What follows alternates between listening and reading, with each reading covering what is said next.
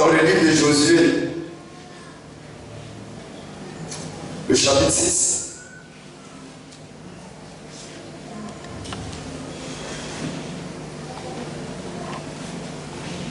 Josué, le chapitre 6. Je vais rapidement donner le passage d'abord. Josué, le chapitre 6, versets 1 à 7.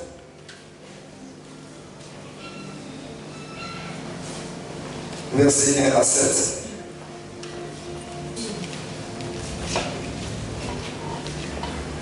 Nombre le chapitre 13, versets 1 à 2.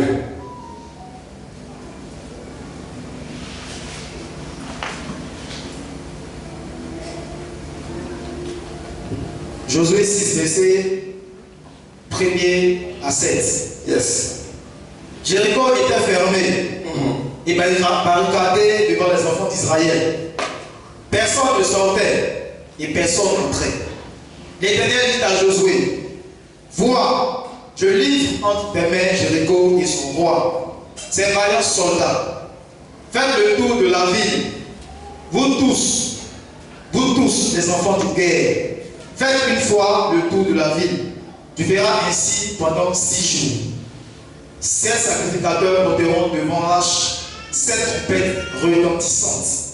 Le 7e jour, vous ferez 7 fois le tour de la ville et les sacrificateurs sonneront des trompettes.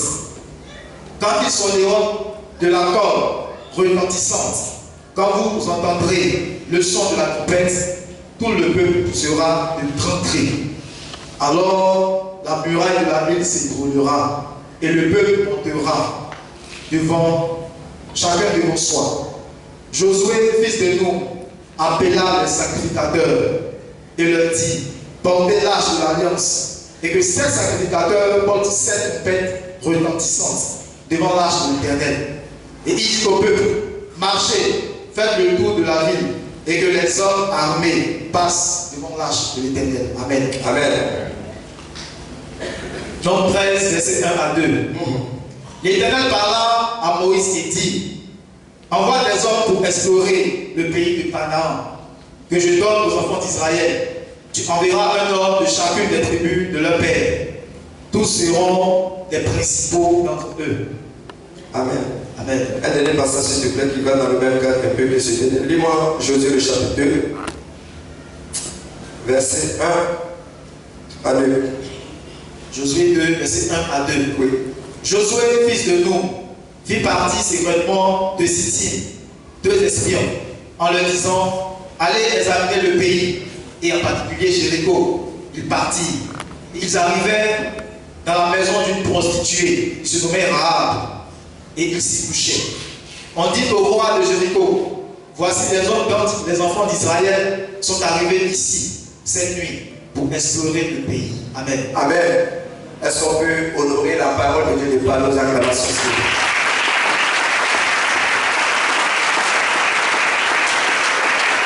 Amen. Le thème que nous allons développer ce matin s'intitule ainsi, prendre possession de ton Jéricho. Quelqu'un peut répéter après moi, prendre possession de ton Jéricho. Dis à ton voisin de la gauche, voisin, prendre possession de ton Jéricho dans le nom puissant de Jésus-Christ. Amen. Je voudrais d'abord dans mon introduction nous dire que le thème principal qui nous réunit pendant ces 4 jours de jeûne et prière s'intitule « Donne-moi donc cette montagne ». Alléluia. Et ici, en réalité, la montagne dont il est question n'est pas une montagne dont on a l'habitude de connaître. La montagne dont la Bible nous dit que si vous avez la foi comme un grain de sénévé et que vous dites à telle montagne, déplace-toi de là, effectivement la montagne se déplacera.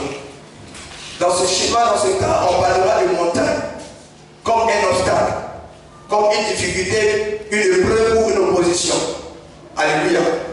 Mais concernant la montagne de Hébron, c'est une montagne de bénédiction. C'est un héritage. c'est quelque chose qui est valeureux, qui a de la valeur s'il vous plaît. C'est quelque chose qui coûte cher à notre yeux. Alléluia. Et ce matin, je suis convaincu que ce ne sont ni les collines que Dieu a réservées pour toi. Alléluia. Parce que les montagnes sont au-dessus des collines. Tu n'as pas dit Amen. Tu n'as pas dit Amen bien. Et ce que Dieu a réservé pour toi, c'est une montagne. Ça veut dire que c'est quelque chose de grand. Alléluia. C'est quelque chose de puissant. C'est quelque chose de fort. C'est quelque chose même qui dépasse même l'entendement des hommes. Alléluia. Et je vous ai dit la dernière fois, en illustrant mes propos, je me suis référé au cas de Anne. Anne avait son époux qui s'appelait Elkana. Et quand vous lisez ce texte-là, vous remarquerez que papa Elkana était un époux attentionné. Il prenait soin de son épouse. Il regardait, enfin, je pourrais dire, de tout ce qui était, comment je pourrais dire, comme matériel. Il s'occupait bien d'elle. Mais en vérité, maman Elkana, appelée Anne, avait un souci. Et le souci de Anne, c'est qu'elle n'était pas féconde, je pourrais dire. Elle n'arrivait pas à avoir des enfants. Et pendant cette petite période bien précise, la Bible déclare que c'est Dieu qui a ramené Anne stérile. Alléluia. Et la Bible déclare que même quand Elkana et sa famille montaient à Silo, dans le but d'offrir les offrandes à Dieu, il donnait une toute portion à Anne. Cela démontrait son amour pour Anne. Mais en vérité, la joie de Anne n'était pas encore parfaite. La joie de Anne n'était pas encore satisfaite. Alléluia. Tout simplement pour nous dire qu'il y a certaines choses que nous allons posséder pour avoir. Mais par contre, il y a des choses auxquelles notre cœur est véritablement attaché ou désirerait que Dieu fasse pour nous. Et vous verrez que, enfin, la matérialisation de cette chose-là, il sera difficile et pénible pour nous. Tout simplement parce que nous ne sommes pas en possession de cette chose-là. Alléluia. Donc je pourrais dire, concernant le cas de Anne, cet enfant qu'elle cherchait ou désirait pourrait représenter sa montagne qu'elle veut. Alléluia.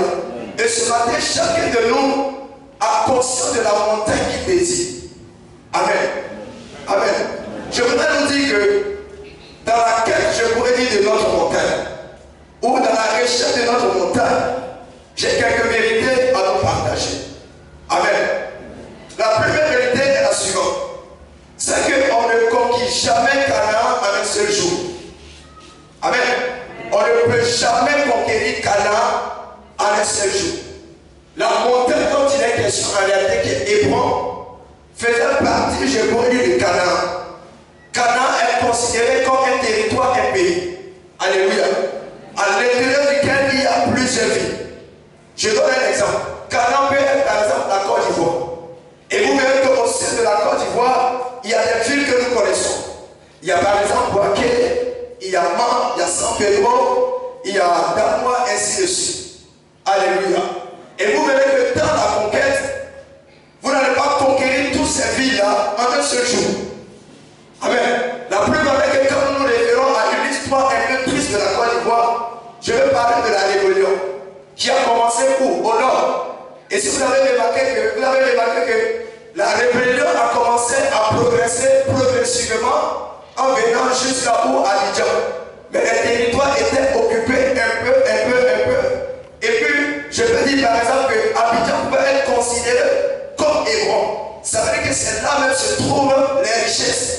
C'est là même que se trouvent les trésors. Alléluia. C'est pour nous dire quoi? Bien aimés frères et sœurs, dans la conquête de notre montagne, dans la conquête de notre héritage, vous verrez que c'est progressivement que Dieu va nous donner un certain nombre de choses. Nous n'allons pas posséder les choses en un seul coup. Alléluia. La preuve, l'exemple que je voulais te donner pour comprendre. Vous verrez qu'il y a certaines sœurs ou bien certains hommes qui aspirent à entrer dans les liens sacrés du mariage. Dieu leur donne le mariage, c'est bien. Et après cette mariage, peut-être des jours qui vont suivre, Dieu peut l'ouvrir une porte de travail. Ça aussi, c'est très bien. Maintenant, quand il est question maintenant d'avoir des enfants, on réalise que l'un d'eux est stérile. Amen. Ça veut dire quoi? Le Canaan, si vous voulez, la montagne qui doit posséder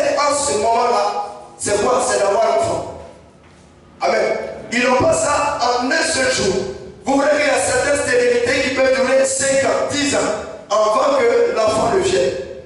Alléluia. C'est pour nous dire que il y a certaines choses que nous allons demander au Seigneur. Mais Dieu ne nous donnera pas maintenant. Pas parce qu'il ne le veut pas. Mais nous savons que notre Dieu est celui-là même qui fait chaque chose bonne à son temps. Si tu es d'accord, dis Amen. Si tu es d'accord, acclame Jésus.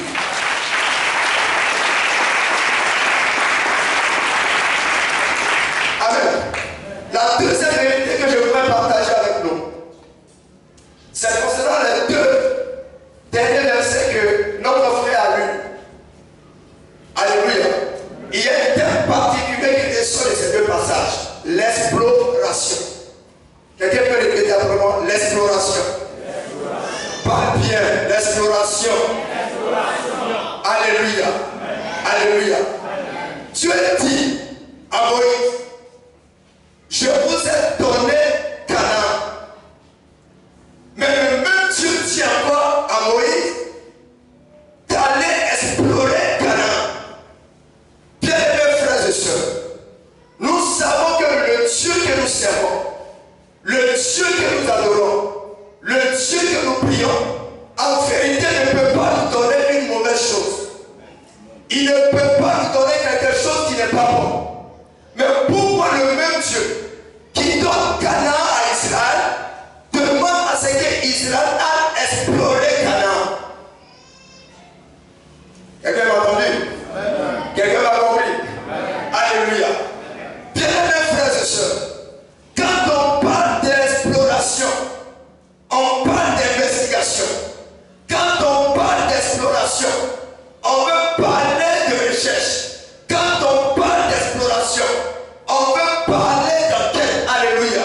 Dieu leur donne un territoire et leur demande de mener des recherches pour voir en réalité de quoi est fait ce territoire. Premièrement, il demande de savoir si le peuple est faible ou est puissant.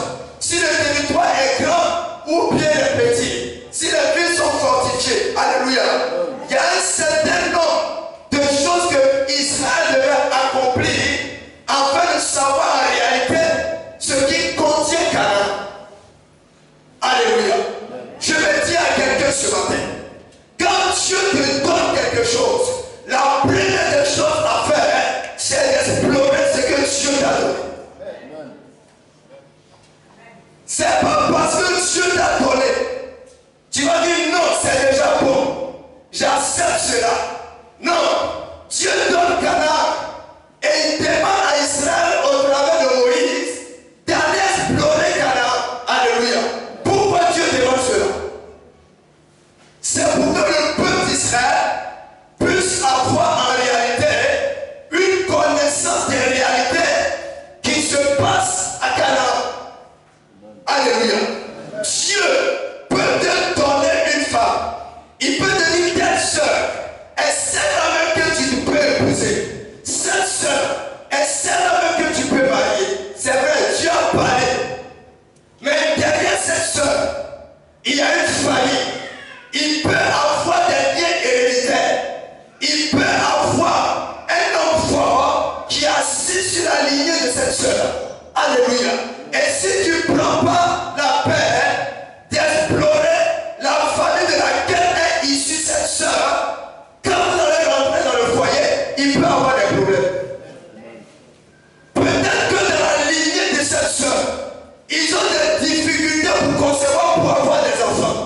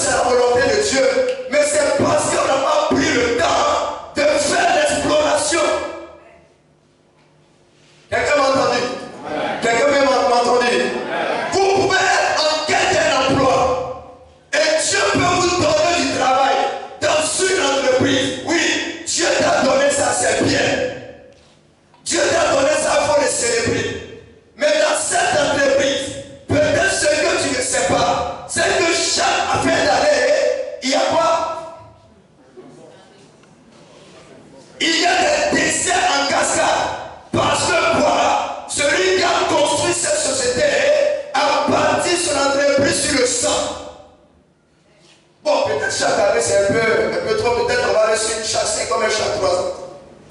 Et toi, tu es là-bas. Ces gars, on dit le gars est mort. Alléluia. Frère, si tu n'explores pas ce que Dieu t'a donné, cela risque d'être difficile pour toi. Alléluia. Il y a certaines sœurs, Dieu leur a donné des personnes, des maris. C'est vrai, il est intelligent, il est beau, il est légal, il a même des diplômes. Mais peut-être que dans sa famille, pour avoir du travail, c'est compliqué. Parce qu'il y a quelqu'un qui a décidé que dans cette famille-là, personne ne doit travailler. Et quand tu te dis à une telle qualité d'homme ou à cette personne-là, et que tu ne prends pas la peine d'explorer, en fait de voir les réalités attachées à la famille de ce dernier, tu risques de vivre les mêmes choses. Quand tu ne prends pas la peine d'explorer, il y a certaines personnes, l'espérance de vie dans cette famille-là, eux ils décèdent à 40 ans. Parce qu'il y a un esprit de mort qui plane sur cette famille-là. Et quand tu pousses cette personne, que tu ne prends pas la peine d'explorer et de prier, de briser les liens, de renverser les fondements, de sorte que les choses soient changées, afin que l'homme que tu as épousé puisse vivre au moins 80 ans. Quelqu'un m'a entendu? Quelqu'un m'a compris? C'est pour cela que quand ils sont allés à Canaan, il y a eu 2 verdicts. Un verdict de 10 personnes et de 2 personnes. Quand ils sont allés, la première catégorie composée de 10 personnes, ils ont vu les géants. Ils ont vu les fils d'Anakim. Ils ont vu là-bas. Nous, on ne peut pas aller là-bas. Parce que quoi? Les villes sont fortifiées et il y a des personnes de grand temps. Alléluia. Alléluia. Et 2 autres personnes, Caleb et Josué, ils disent, ah, c'est vrai, on les a vus là-bas. C'est vrai, il y a des bonnes choses là-bas. C'est vrai, il y a des Anakim là-bas. Mais avec l'aide de Dieu, nous posséderons ce territoire-là au nom de Jésus. Ce matin, je suis venu dire à quelqu'un, quelle que soit la race des géants, quelle que soit la race des Anakim, quelle que soit la race des démons et des sorciers, avec l'aide de Jésus, tu triompheras au nom de Jésus. Ah non, non, non, tu n'as pas bien dit amen là. Tu n'as pas bien dit amen là. Dans le nom de Jésus, tu posséderas ton territoire. Dans le nom de Jésus, tu posséderas ton éplon. Dans le nom de Jésus, les géants vont fléchir chez nous. Et tu rentreras à Canaan. Est-ce que quelqu'un peut acclamer Jésus?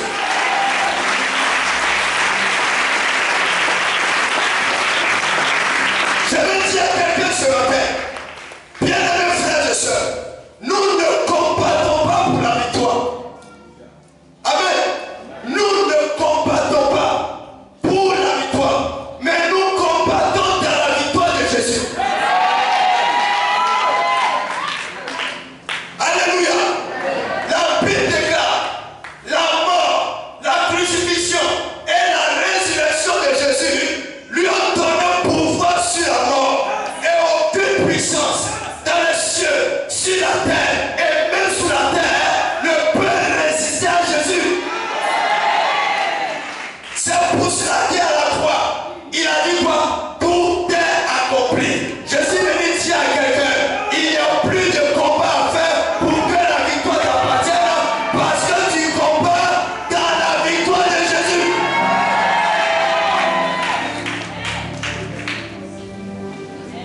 Bien-aimés frères et sœurs, quand vous connaissez votre identité, quand vous savez d'où vous venez, quand vous savez qui vous suivez, quand vous savez qui est votre Dieu, vous menez une vie épanouie, heureuse et confiante. Parce que vous savez avec qui vous marchez. Alléluia. Alléluia. Bien-aimés frères et sœurs, le deuxième texte nous parle de la conquête d'un territoire appelé par Jéricho. Quelqu'un me dit Jéricho. Répète-moi ça bien. Jéricho. Jéricho. Je prends ce matin possession de Jéricho.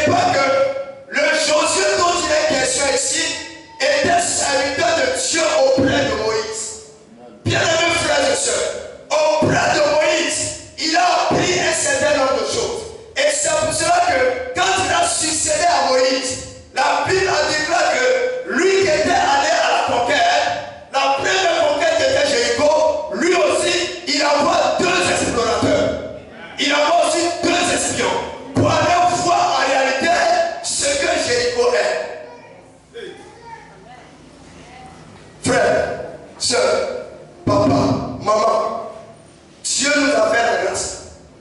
Loin de moi de faire la promotion ou la publicité des hommes. Mais Dieu nous a bénis parce qu'il nous a donné un Père qui a la connaissance. Il nous a donné un Père qui est véritablement bon. Il nous a donné un Père à qui ou sur qui repose la grâce de Dieu. Je dis bien et je pèse mes mots. Faisons attention parce qu'il va arriver des temps où nous-mêmes qui avons le privilège de puiser en lui, il sera là. Alléluia. Parce que tout ce que Josué était en train de faire, il a appris ça de qui? De son père spirituel Moïse. Avec Moïse, lui-même était allé explorer. Il dit, ah, dans cette histoire-là, c'est que c'est exploration aussi. Alléluia. Il y a des choses que le Père fait. Mon frère, il faut reproduire cela. Alléluia. Moi je le dis, je n'ai pas honte. Souvent je viens le voir. Et ces prédications, je les prends. Et quand je fais, je travaille là-dessus. Alléluia. Que je le veux ou que je ne le veux pas, il est établi au-dessus de moi. Et c'est de lui que je dois prendre et puiser.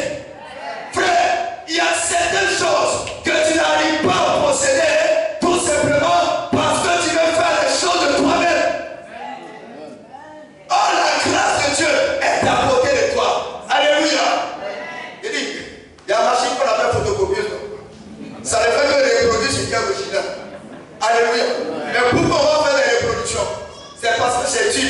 Alléluia. Bien évidemment, il y a des choses qu'il a vécues. Il y a des choses qu'il a traversées. Peut-être que lui, ça lui a pris 10 ans. Ça lui a pris 5 ans. Mais moi, j'ai fait encore bien coller et en un mois, paf, je suis devant.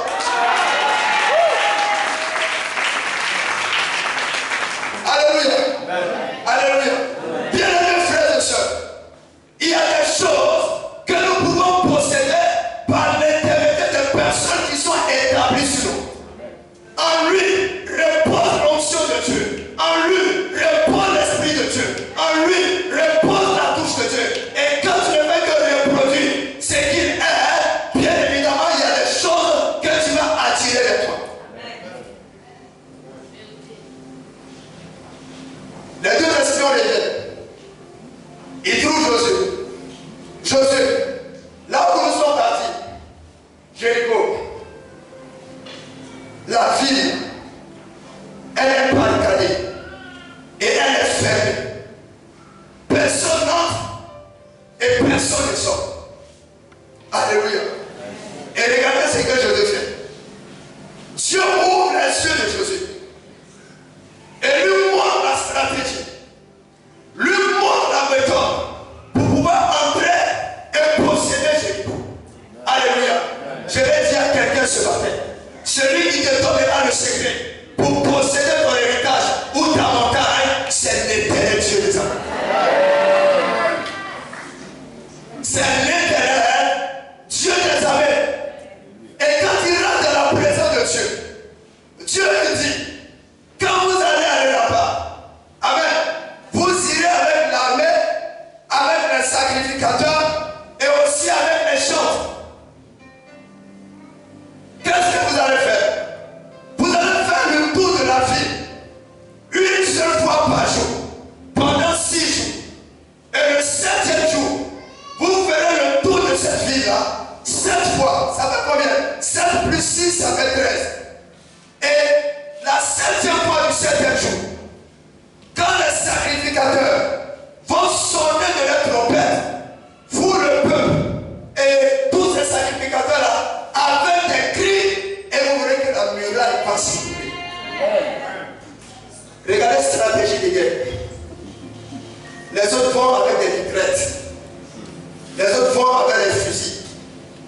Les autres vont avec les missiles ou les lance-roquettes. Tout ce que vous pouvez imaginer comme instrument de guerre. Mais Dieu donne à son peuple une arme qui est inconventionnelle, ou bien qui n'est pas conventionnelle, c'est ça non? Ok. Il a donné de faire une arme qui n'est pas conventionnelle. Je suis venu dire à quelqu'un, il y a des Jéricho, il y a des montagnes que tu vas posséder sans sans appliquer les montagnes, sans appliquer les méthodes conventionnelles. Parce que le Dieu que tu pries est celui-là qui fait des choses non conventionnelles souvent. Alléluia. C'est pour cela que simplement, pour faire tomber une montagne, il peut simplement te dire pardonne-le. Alléluia. C'est pas toi au repos. C'est pour cela que dans certaines situations, il dira garde le silence. Et moi Dieu, je combattrai pour toi. Et c'est comme ça que le peuple d'Israël est sorti de l'Égypte devant la traversée de la mer Rouge. Frères et sœurs, nous avons un puissant, grand et fameux Dieu. Que je nous demande de tenir debout et de l'acclamer très fortement.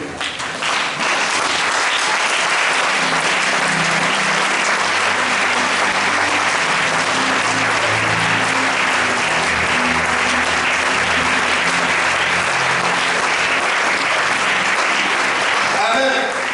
Que Dieu te bénisse.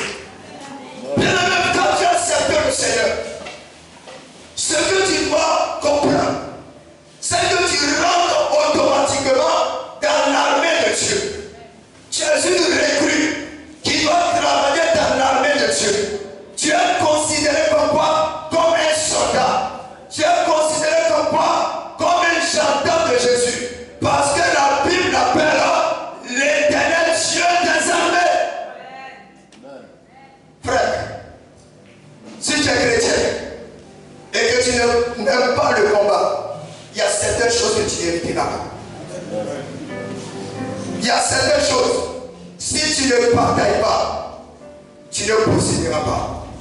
C'est pour ça qu'en tant qu'enfant de Dieu, il est important pour nous de combattre. Posséder ton Jéricho. Que me dit cet posséder ton Jéricho.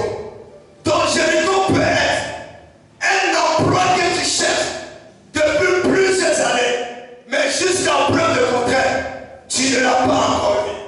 Le Jéricho peut être une maison que tu dois hériter, mais les sons de ton père t'ont arraché cet héritage parce que pour eux ces pieds-là doivent leur revenir. Ton Jéricho peut être une personne ou quelque chose que tu cherches ce temps, qui peut être un projet de voyage, et à tout moment, quand tu vas déposer tes papiers à l'ambassade du pays où tu vas aller, on te l'a refusé peut-être 7 fois. Oh Dieu t'a révélé qu'en réalité, tout ta terre de grâce et de bénédiction, c'est là. Ton Jéricho peut être l'enfantement que tu cherches. Ton Jéricho peut être la bénédiction attachée à ton ministère. Ton Jéricho peut être le succès, la réussite, ou tout ce que vous pouvez imaginer. Mais la Bible nous dit, Jéricho était pas fermé et barricade. Nous allons voir d'abord quels sont les obstacles qui nous empêchent de conquérir nos Jéricho. Parce qu'il y a des obstacles. Le premier obstacle, le verset 1, la Bible dit que Jéricho était fermé et barricadé. Ça veut dire qu'il n'était pas facile d'entrer à Jéricho. Il y avait des obstacles. Bien aimés frères et sœurs, regardez, même pour certains frères ou sœurs au milieu de nous, pour entrer dans le mariage, les gens te diront non, le mariage c'est facile. Même les païens, même s'ils célèbrent les mariages. Mais vous oubliez qu'il y a dans des familles, il y a une homme qui comprend qui dit, dans cette famille, personne ne va se marier. Vous pouvez vous retrouver avec une sœur qui a au moins 3 enfants de pères différents. Alléluia. Et cette sœur, avec un tel nombre d'enfants, surtout que les pères n'ont pas reconnu la grossesse, il te sera difficile, si Dieu ne te fait pas grâce, d'avoir un foyer ou autre. Il y a certains frères ou certaines sœurs, pour entrer dans les jeunes, dans un mariage, ils ont gêné un billet. Et même dans ça là, pour aller faire la dot, quand il va aller faire la dot, il y a toujours un événement bizarre qui est là. On rejette. Mais avec la grâce de Dieu, Dieu, Dieu nous donne la victoire et on ira. Il y a des personnes qui ont bataillé pour entrer dans le mariage. Il y a des personnes qui ont bataillé pour avoir le travail qu'ils ont. Il y a des personnes qui ont lutté, prié pour avoir les enfants que Dieu les a donnés. Frères et sœurs, la vie chrétienne est une vie de combat. C'est une vie d'arracher ce que le diable t'a volé. Jéricho était entouré d'une muraille. Alléluia. Et quand je fais mes recherches, cette muraille, cette clôture, avait une épaisseur de 9 mètres. Ça veut dire que sur la clôture de Jéricho, on peut construire une maison. C'est ce qui faisait la fierté. C'est ce qui faisait la protection. Alléluia. Je vais dire à quelqu'un, ton mariage peut être barricadé. Ton diplôme peut être barricadé. Ton enfant peut être barricadé. Ton foyer peut être barricadé.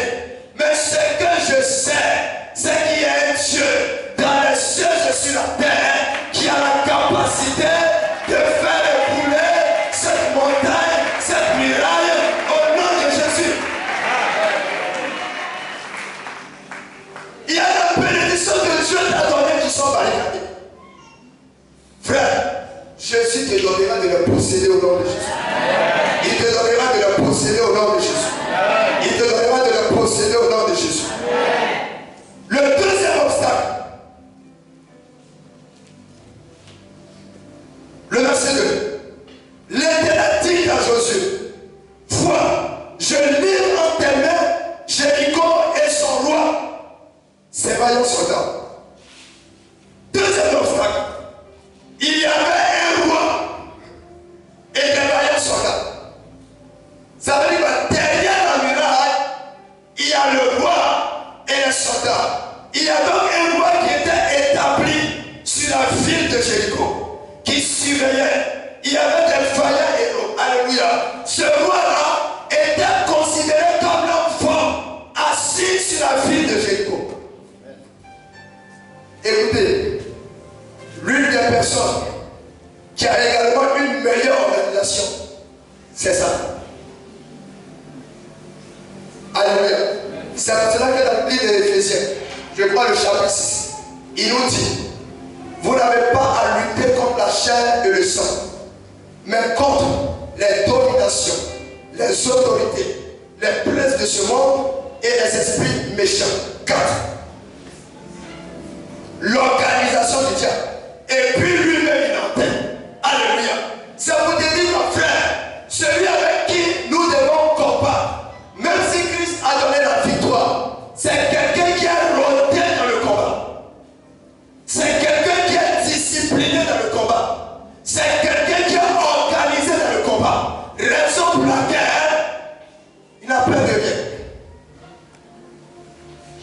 Le diable peut patienter pendant 10 ans. Ne serait-ce que pour t'avoir un jour. Il peut prendre même un piège qui va durer 25 ans. Mais il t'aura. Parce que c'est quelqu'un de patient. Il ne recule au-devant de rien. Toi tu pries 1 mois, 2 mois, voire 1 année. Parce que tu n'as pas obtenu la chose, tu es fatigué, tu dis Dieu ne pas. Alléluia. Mais lui, même si c'est 30 ans, il est serein. Il t'attendra.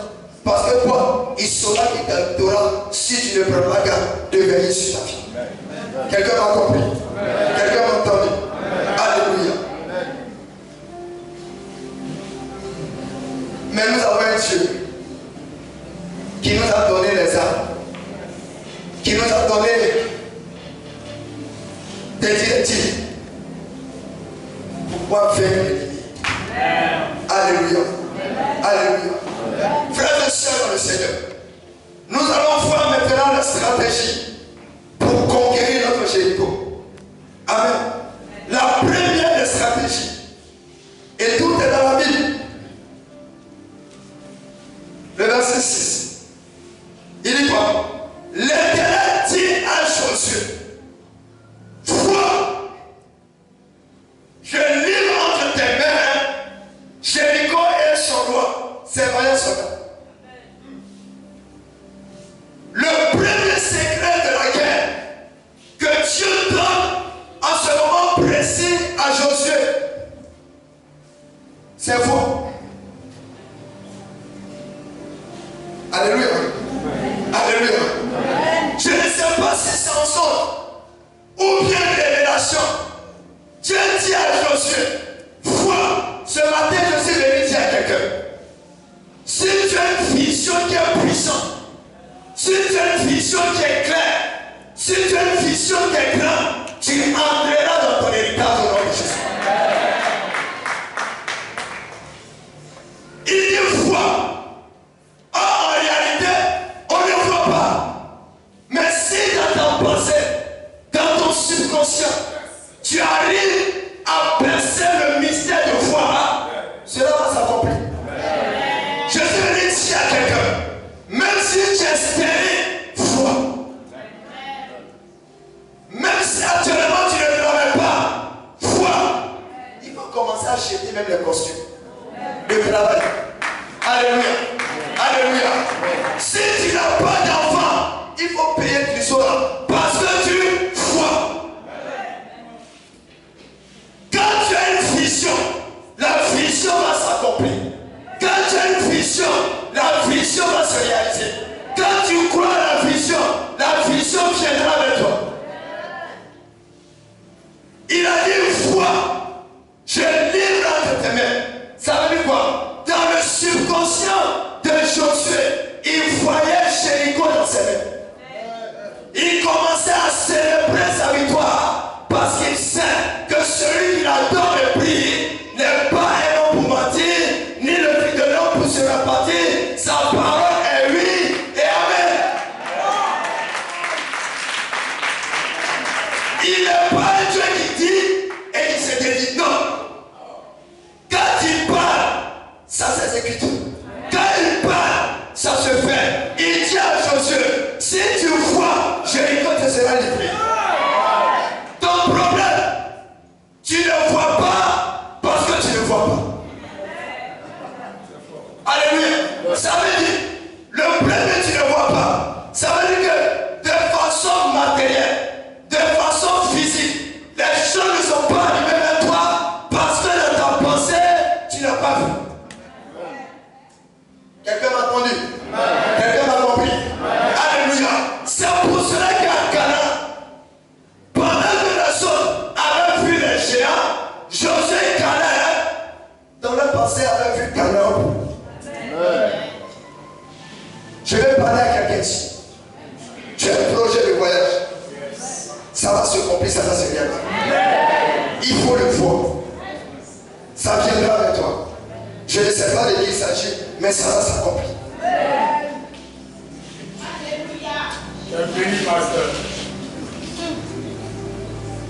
Quand tu vois, ça vient de toi. Quand tu vois, ça ne reste pas à l'étape de voir, mais à l'étape de toucher des palpes viendra aussi. Je déclare dans le nom de Jésus que tout ce que tu as vu en songe, en rêve, en vision, que cela vienne de toi au nom de Jésus. Que cela se concrétise à toi au nom de Jésus.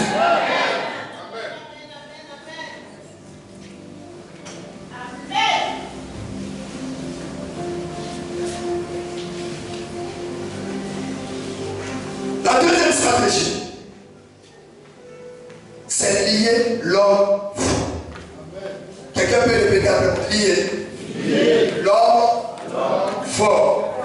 Lier l'homme fort. Acclame le Seigneur.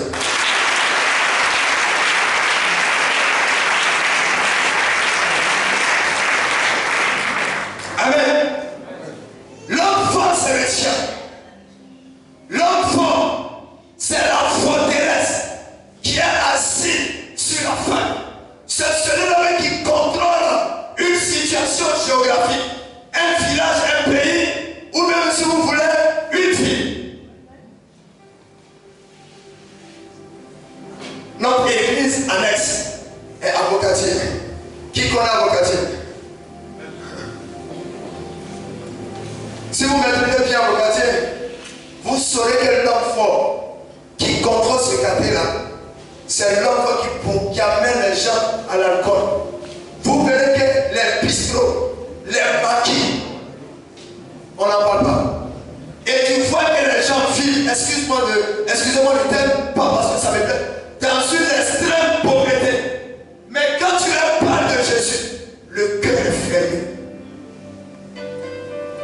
Pour dire, l'enfant de ce quartier attire les personnes à se saouler, à se donner à l'alcool, au point où ces hommes-là ne puissent pas encore donner la vie à Jésus. Mes frères et sœurs, notre Dieu est un Dieu de la victoire. Il est le Dieu qui renverse la pensée des hommes. Il est le Dieu qui renverse tout homme fort assis sur un certain territoire ou une ville au nom puissant de Jésus.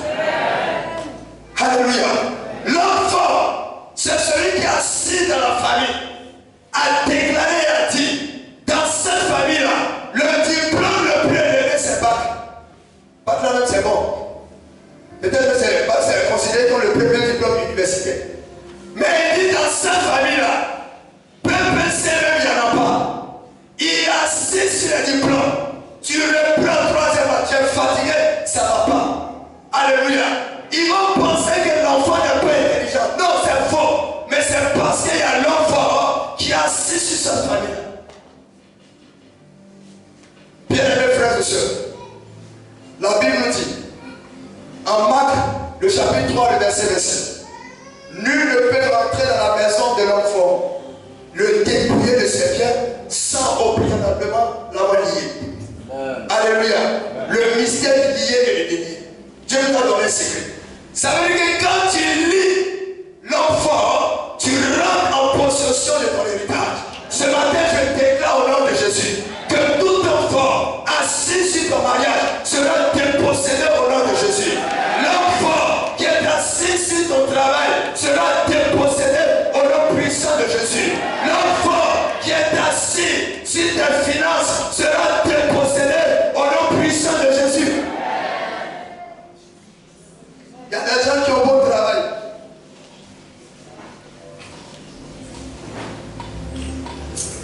Ils ont bon travail. Mais le salaire, c'est petit. Parce que l'enfant dit, oui, travail, on n'a qu'à te donner. Mais salaire, on va lui donner peut-être 80 000 ou bien 70 000. Et souvent, quand tu fais ce genre de travail, tu n'as même pas besoin de dire aux gens, tu n'as pas envie de dire aux gens que tu travailles. Parce que tu ne peux pas couvrir tes charges. Et souvent, quand certaines personnes sont dans le besoin et sollicitent ton aide, tu ne peux pas. Tout simplement pourquoi? Parce que tu n'arrives pas à joindre les deux bouts. Je lève ma main droite. Je décrète et je déclare qu'à partir de ce matin, le ciel est ouvert, l'enfant est terrassé et Dieu te permet de rentrer dans la finance puissante au nom de Jésus. Puissante au nom de Jésus. Car la Bible déclare que l'or et l'argent appartiennent à Dieu. Je prie que tu rentres en possession de ce que Dieu t'a réservé.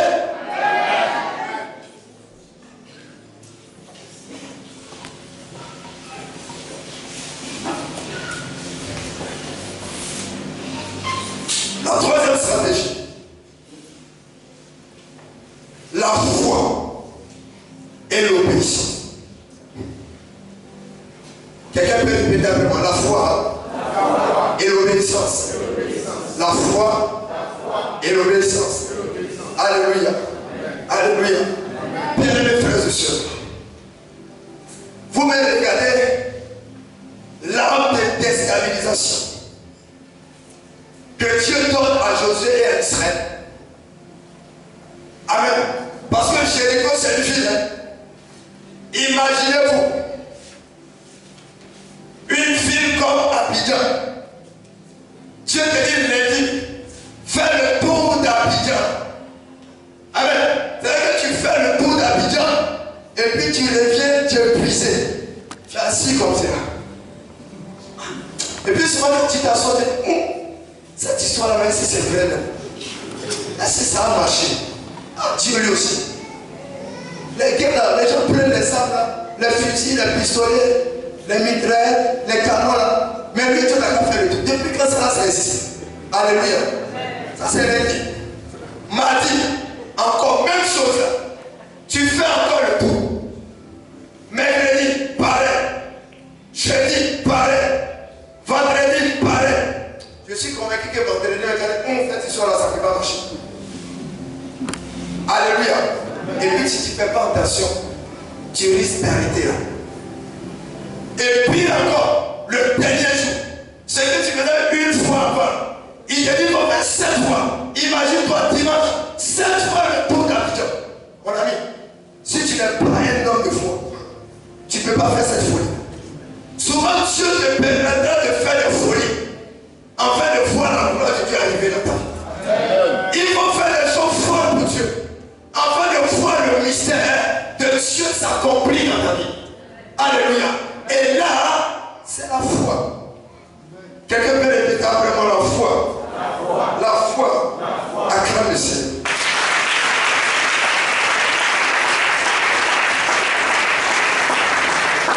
La foi en Christ est la seule clé capable de débloquer n'importe quelle situation dans la vie. Si tu as la foi, il y a des choses que tu vas posséder au nom de Jésus. Alléluia. Si tu as la foi, tu vas ouvrir le ciel et la grâce et la bénédiction de Dieu descendra dans ta vie au nom de Jésus. Seule la foi te donnera accès à la provision divine. C'est pour cela que la Bible dit, mon juste vivra par la foi. Alléluia. Il ne dit pas mon juste vivra par la sainteté. Il ne dit pas mon juste vivra par la prière, vivra par la patience, vivra par le jeûne, vivra par la lecture de la Bible, vivra par la crainte de Dieu. Mais il dit mon juste vivra par la foi. Tout ce que je viens d'énumérer, pas parce que c'est mauvais. Dieu nous demande ça. Mais ce qui va t'amener à vivre la différence sur cette terre, c'est quand tu es un homme de foi. Amen. C'est quand tu le dit il n'y a pas de travail. Frère, toi tu ne travailles pas sur la terre. C'est le ciel qui t'a envoyé sur la terre. Et si le ciel a dit que toi tu vas travailler chaque matin, prends ta malade et vas-y, tu verras qu'un jour, Dieu ouvrira une porte. Dieu ouvrira une porte. La foi te permet d'envoyer, de voir dans le réel, dans le physique, ce que tu as vu dans le physique. Alléluia. Alléluia. Bien-aimés frères et sœurs, nous devons marcher par la foi et non par la vue. Et nous verrons que les choses vont s'accomplir dans notre vie au nom puissant de Jésus. Et c'est vrai que 1 Jean 5, le verset 4 nous dit, car tout ce qui est né de Dieu triomphe du monde, et la victoire qui triomphe du monde, c'est notre foi. Quelqu'un peut acclamer Jésus.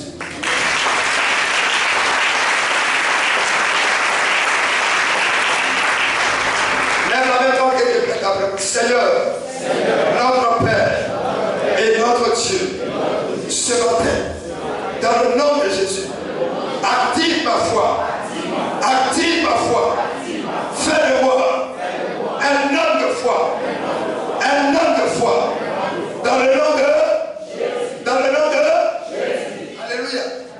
La Bible dit, en Hébreu 11, verset 6, or sans la foi, il est impossible de lui être agréable. Car il faut que celui qui s'approche de Dieu croit que Dieu existe et qu'il est le rémunérateur de ceux qui le cherchent.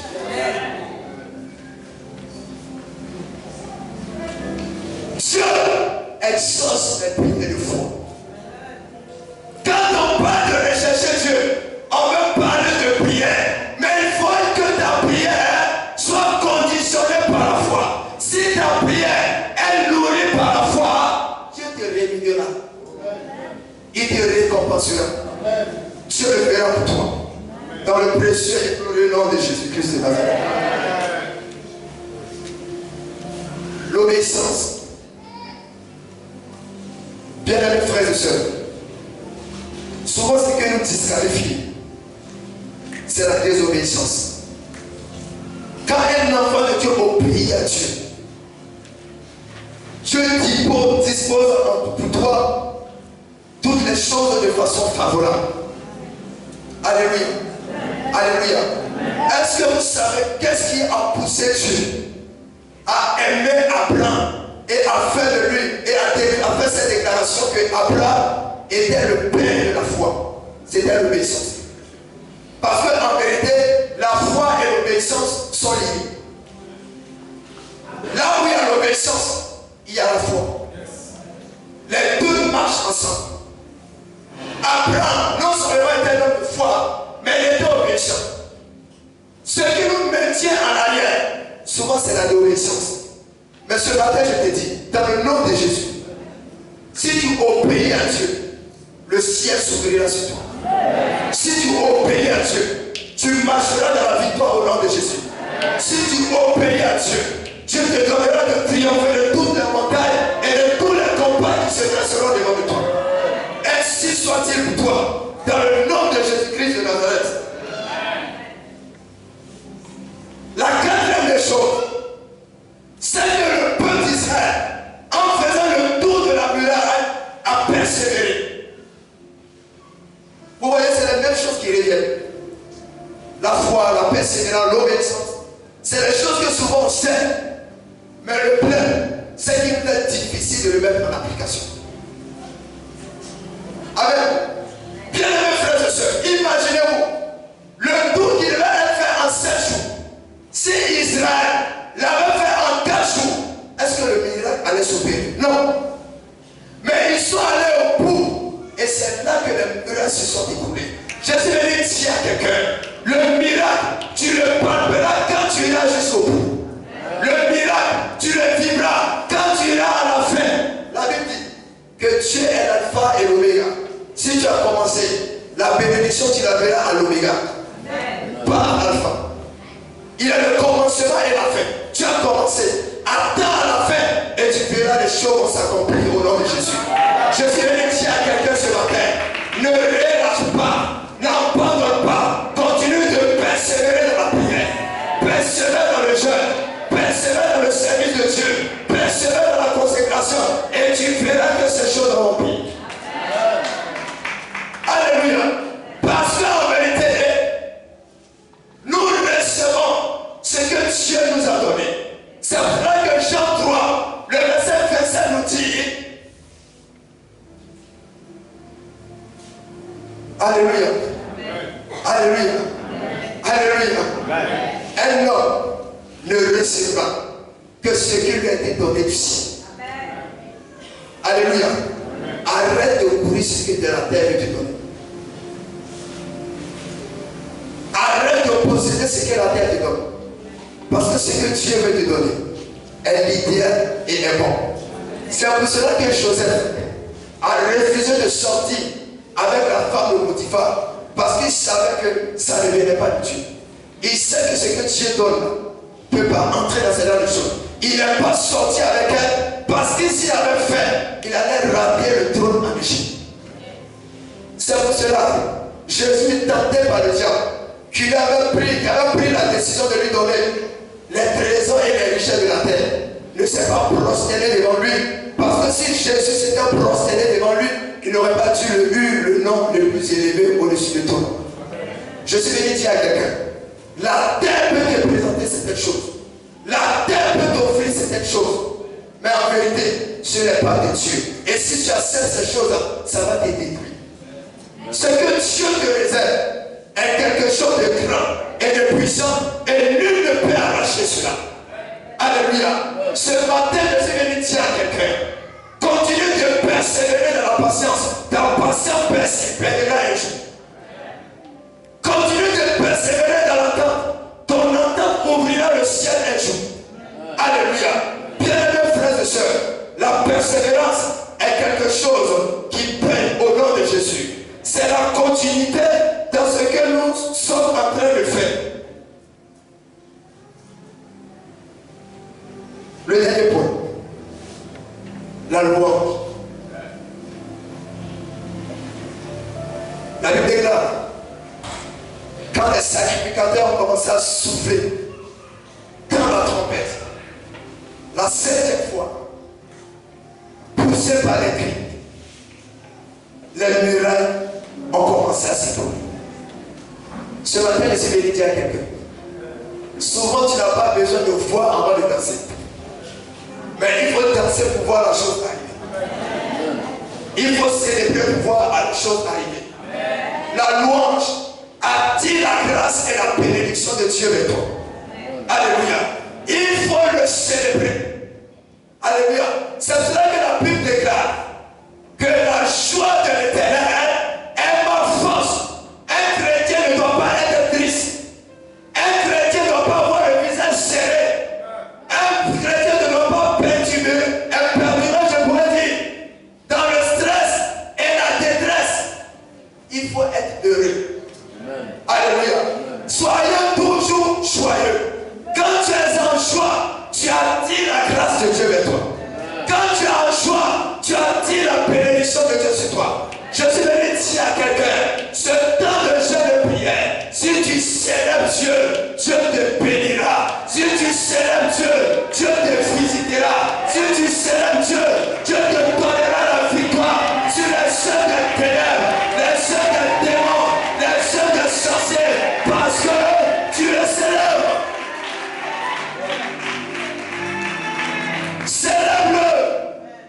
Même si ça ne va pas, il faut le célébrer. Même si ça ne va pas, même de par la prière, il faut le célébrer. Parce que quand tu pries, souvent tu ne vois rien, mais il y a des choses qui se passent. Alléluia.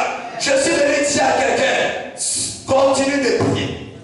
Même si la chose te fait mal, il faut prier. Tu es fatigué, il faut prier. Tu as mal, il faut prier. Continue de prier.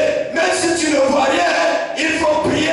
Parce qu'en vérité, c'est toi qui ne vois rien, mais dans l'invisible, il y a quelque chose qui se passe.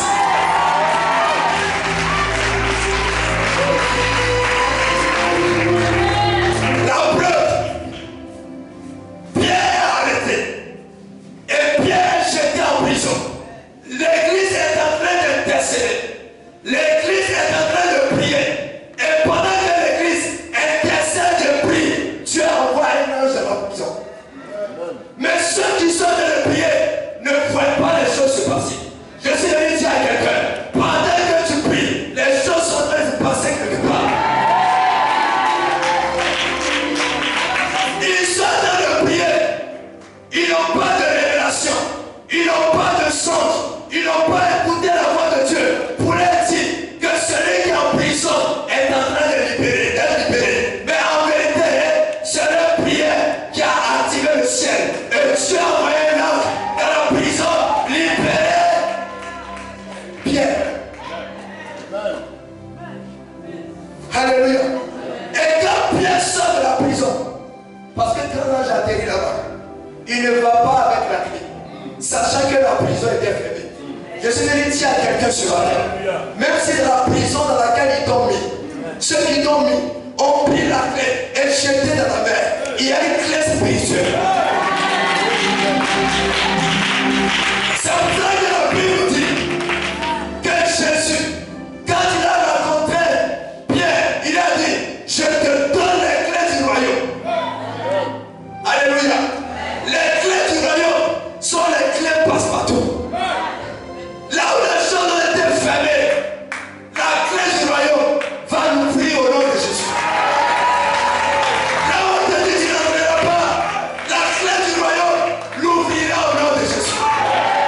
Alléluia. Alléluia. En train de prier, en train de décéder, Pierre, sorti de la prison, arrive vers eux. Il y a lui qui va vers la porte. Parce qu'il t'appelle. Mais qui est-ce? Qui est-ce? Eux, ils sont toujours en train de prier. Elle dit, Pierre est là. Les gens là, disent, qu'est-ce que tu dis? Mais Pierre est là. Et puis tu n'ouvres pas la porte. Quand ils vont sur la porte, ils voient Pierre de façon physique. Pour dire, la prière qui a été faite a reçu les espoirs. Je suis venu dire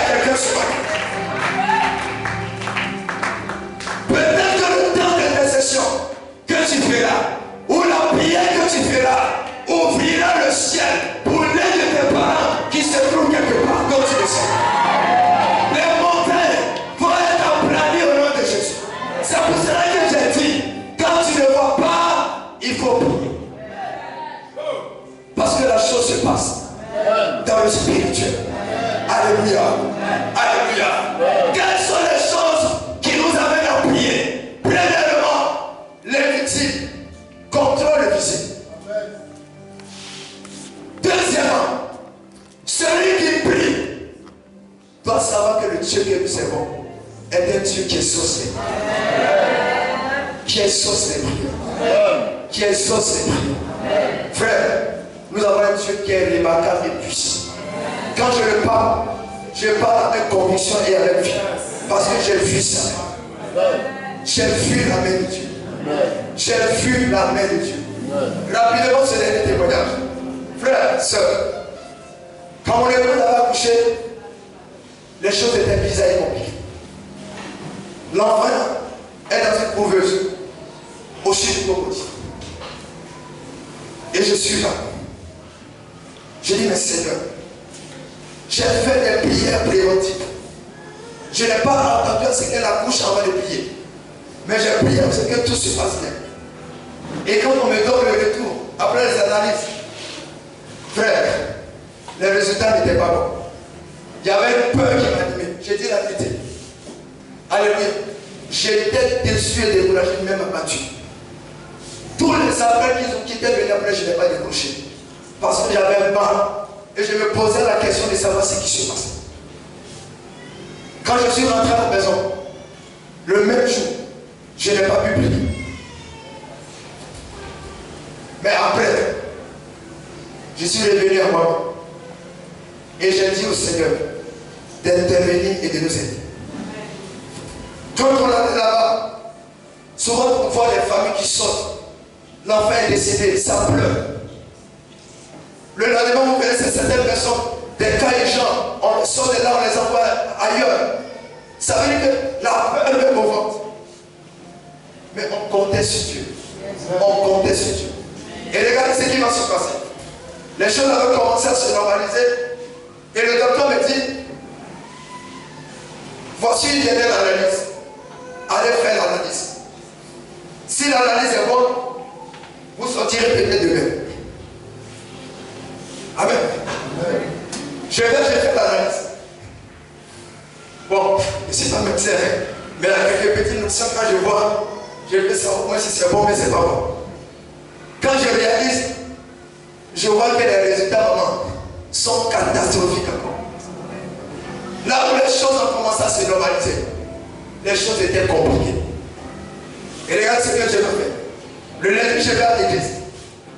Je pose le problème à l'église.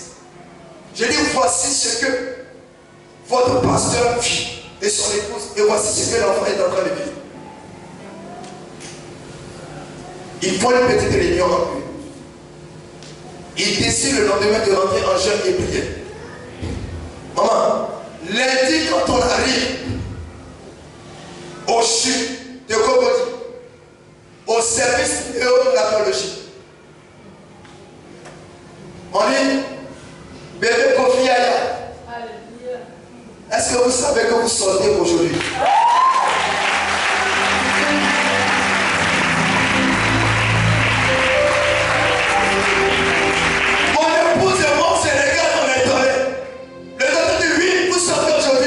Parce que l'état de l'enfant commence à se normaliser. Je suis venu ici à quelqu'un. De par la prière, tu posséderas ton héritage. De par la prière, tu rendras les blancs. De par la prière, les genoux des méchants vont capituler devant de toi. De par la prière, tu amèneras l'existence ce qui n'a jamais existé de ta vie. De par la prière, les promesses de Dieu vont se réaliser au nom de Jésus. Alléluia. Alléluia. La Bible déclare que rien n'est impossible à notre Dieu.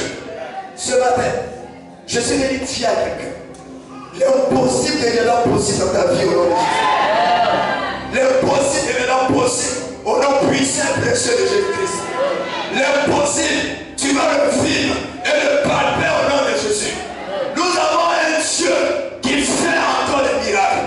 Nous avons un Dieu qui guérit encore et qui sauve les gens. Il est le Dieu qui guérit. Il est le Dieu qui guérit. Je vais dire à quelqu'un, quel que soit le degré et la puissance de cette maladie, Dieu est capable de te guérir. Quand je parle, je dis les choses avec plus. Alléluia. Une fois sur mes postes, j'ai dit, prédicateur, ce que tu prêches, tu le vivras un jour. Alléluia. J'avais 18 ans de maladie. 18 ans, je dis bien 18 ans. Je ne sais pas si c'est des amygdales, on s'ouvre un champ de furon dans la gorge. Et c'était une maladie saisonnière. À chaque année, ça vient. C'est ce qui fait que, excusez-moi, je ne suis pas trop enfant, je ne suis pas trop gros. Parce que de nature, encore dans le passé, très maladif. Je me rappelle même, après l'obtention de mon brevet de technicien supérieur, j'étais allé pour un stage de formation. Sur stage, je suis tombé malade. Et quand je tombe malade, avant de me retrouver, il faut au moins un mois. Après consultation, on me dit le mal que je vis là. Tant qu'on ne fait pas d'opération pour déraciner ou enlever ce mal-là, ça va toujours lever. Je crois en 2010. C'est là que j'ai rencontré notre père. À Bethel, au 2e année. Et quand je suis parti, j'en avais marre, j'étais fatigué. Depuis ma petite enfance, je souffrais. Difficile pour moi d'achever une année scolaire. Toujours malade. Quand j'avais cette prière, Seigneur, je vais dans ta présence. Je prie que ce soit le dernier jour de souffrance de cette maladie. Je ne veux plus jamais vivre cela au nom de Jésus. Quand je suis allé et que j'ai eu un chrétien avec notre Dieu et qu'il a prié pour moi. Alléluia. Nous sommes aujourd'hui en 2024. Le mal n'est plus jamais venu.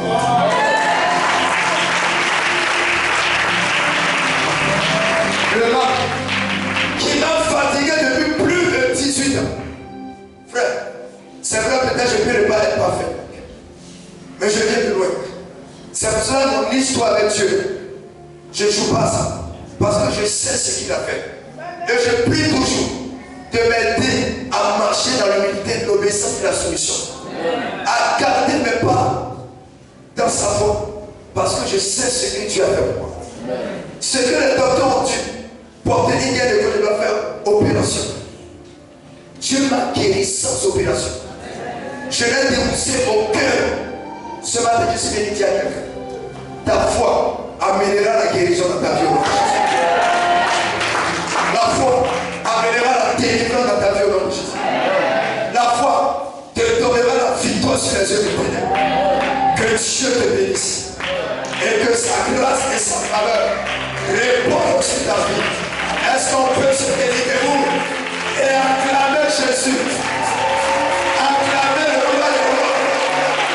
Acclamer notre Dieu et notre Père. Acclame ton Dieu, Dieu. Célèbre-le pendant que tu fais. Les choses s'accomplissent dans ta vie.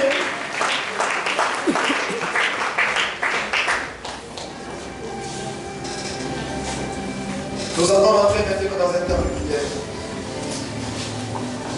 Nous allons rentrer dans un temps de prière. Et je sens déjà dans mon esprit que Dieu fera beaucoup de choses sur ma tête. Sa présence est là. Et si tu es disposé, tu verras que de grandes choses vont s'opérer dans ta vie. Alléluia. Vous savez, en 2024, en 2023, l'année de 2023, je ne sais pas quand on a fini notre culte ici. Je ne sais pas, peut-être que c'est à cause des batailles qui devaient venir. Je suis allé encore, maman, à l'église d'Abobo à mon quartier, dans la présence de Dieu. Après tout ce qu'on a fait ici là, j'ai prié encore 1 heure. Et je me suis endormi et le lendemain, je suis allé à la maison. Cette année, frère, n'eût été la main de Dieu. Ce serait la catastrophe de ma famille. Ma femme était gravement malade. Mon bébé également. Lui-même, c'est le peu de témoignages qu'elle a raconté. Et moi également. Mais je bénis le Seigneur. Aujourd'hui, je peux témoigner sa fidélité. Je peux témoigner sa grandeur.